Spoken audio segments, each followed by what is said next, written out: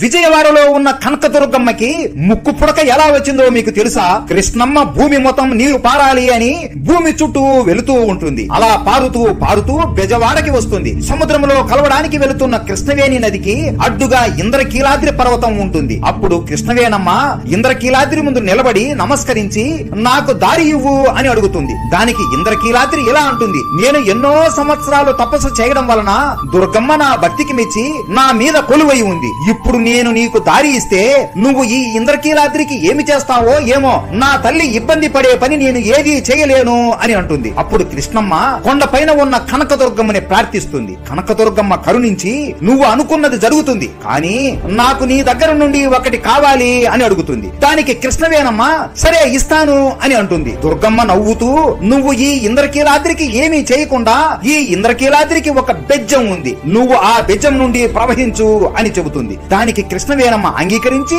నీకు నా దగ్గర నుండి ఏం కావాలి అని అడగగా దుర్గమ్మ నవ్వుతూ నాకు నీ ముక్కు పుడక చాలా బాగా నచ్చింది, నాకు అది అరువుగా ఇవ్వవా అని అడుగుతుంది. కృష్ణవేణమ్మ సరే అని ఆమె ముక్కు పుడకని దుర్గమ్మకి అరువుగా ఇస్తుంది. అలా ఇచ్చి ఇలా అంటుంది, ఈ కలియుగం అంతం అయ్యే సమయంలో నేనే కొండ మీదికి ఎగసి నా ముక్కు పుడకని నేను తీసుకుంటాను అని చెప్పి ఇంద్రకీలాద్రికి ఉన్న బెజ్జం ద్వారా కృష్ణవేణమ్మ ప్రవహించి సముద్రంలో కలిసిపోతుంది. అలా బెజ్జం వాడగా పిలువబడి ఇప్పుడు బెజవాడగా పేరు మారింది. అలా కృష్ణానది అమ్మవారి ముక్కు పుడక తాకిన రోజు ఈ ప్రపంచానికి ప్రళయం వస్తుంది అని నమ్ముతారు. ఎప్పుడైతే కృష్ణానది నీళ్లు అమ్మవారి ముక్కు పుడకని తాకుతాయో అప్పుడు కలియుగం అంతమైపోతుంది.